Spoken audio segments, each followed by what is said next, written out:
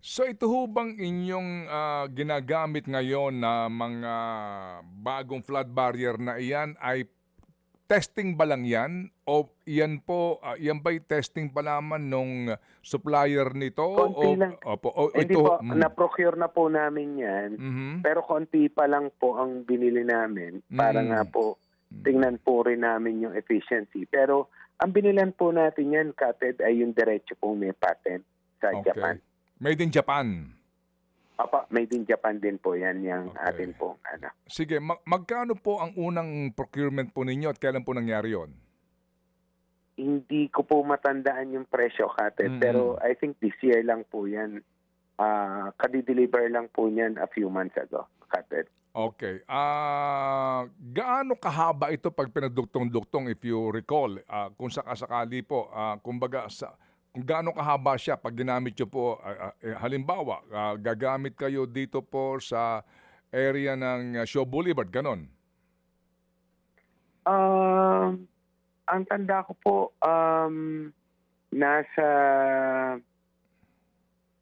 1 meter po yata ang lapad nung isa, tapos mga 1.2 meter po ang taas Oo nga. ng flood barrier po na yan. So, So, hindi ko lang po ma-recall kung Okay. ilan po yung binili namin para ma-estimate ko po kung gaano kahaba po yung pwedeng lagyan. oo.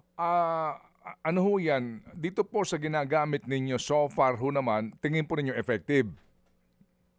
Tingin naman po namin, although hindi nagamit fully kasi hindi po tumaas yung tubig dito sa Camp Aguinaldo. So, hopefully po, maging ano. Pero doon po sa Parañaque, noong binisita po ni Mayor Edwin, maganda po yung feedback po. Siya nga po mismo nagsabi. At siya rin po nagsabi na kung pwede iwan na sa kanila yon para permanente na po magamit doon.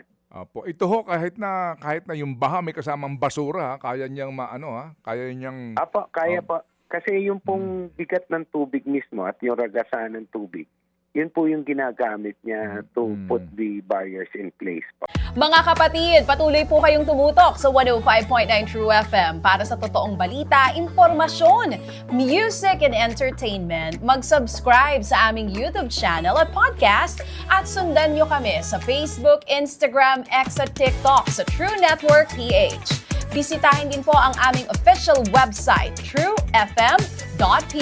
At panoorin din kami sa True TV Signal, Channel 19. Kami po ang 105.9 True FM. Laging true sa'yo, kapatid.